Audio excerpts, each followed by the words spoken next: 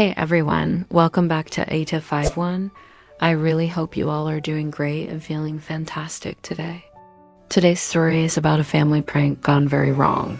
$6,000 in hearing aids destroyed with one splash, and a court battle that split a family apart.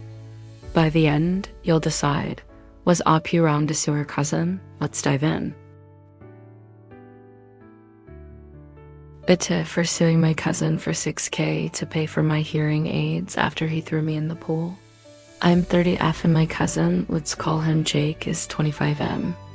Growing up, Jake was the life of every family gathering. He'd juggle oranges at Christmas, tell jokes at Thanksgiving, and make us all laugh at reunions. Our parents called him Fun Jake. Me? I was the quiet one, always helping clean up after his pranks. I never minded too much until now. I've had hearing problems since grade school. For years, I struggled in class, in meetings, in noisy restaurants. Last month, I finally saved up and got a custom pair of hearing aids, latest model. Water resistant, but definitely not waterproof, and they cost $6,000. To me, they were more than devices. They were freedom. A couple weekends ago, we all met at my grandmother's for her 80th birthday. Grandma had strung fairy lights, set out cupcakes, and even hired a local guitarist. The party was on her back porch, right next to the pool. I got my hair done that morning, soft waves, and wore my favorite blue dress. But later, after we sang Happy Birthday, Jake crept up behind me.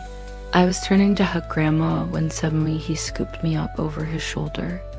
Jake decided he was going to throw me in the pool because it would be funny to ruin my hair that I just got done that day. I repeatedly told him to stop and put me down in a very serious and not playful tone. I dropped my phone, I yelled, and before I could even think, he spun around and flung me into the deep end. The water was cold and dark.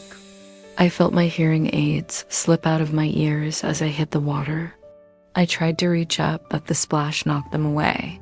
I kicked to the surface, gasping for air, grabbing the pool edge. Everyone was silent, just staring. My blue dress clung to me, and my hair was plastered to my face. I climbed out, drenched from head to toe. I found my hearing aids at the bottom of the pool, water dripping inside the microphones. They crackled and went dead. I looked at Jake.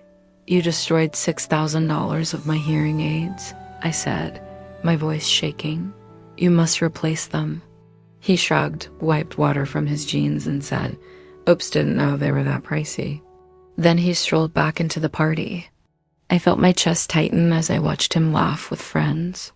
My family tried to calm me. He's a college student, they said. You earn more, be nice. He's got a baby on the way, they argued.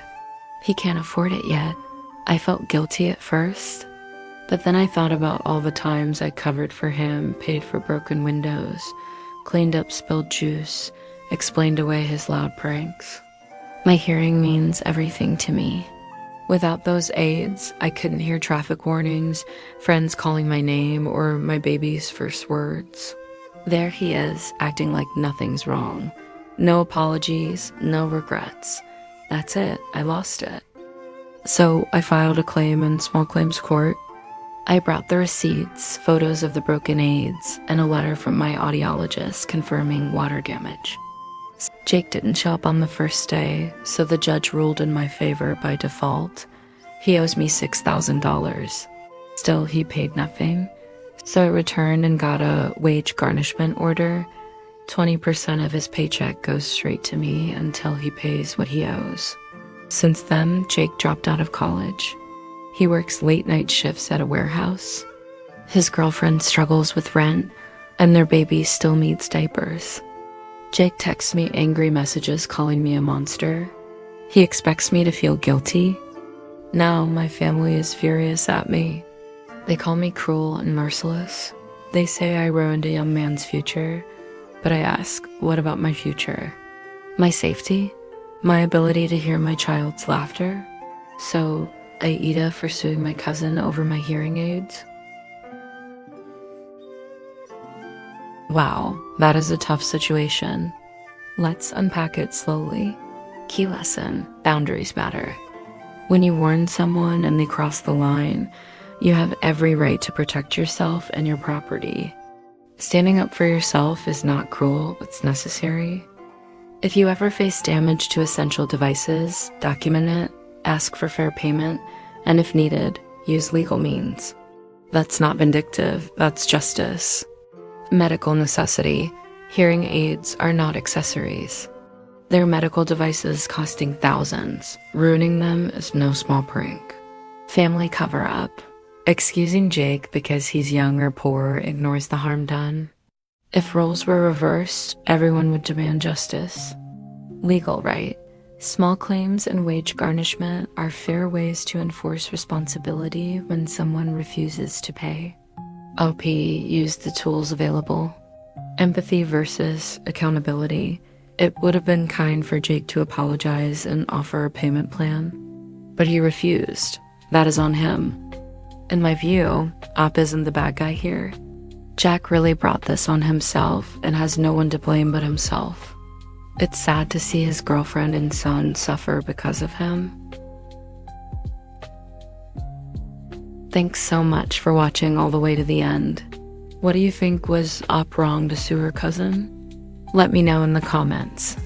If this story opened your eyes or helped you feel heard, please hit like and subscribe for more real AITAH stories. Your support helps these stories reach others who need them. I'll see you in the next video. Bye bye.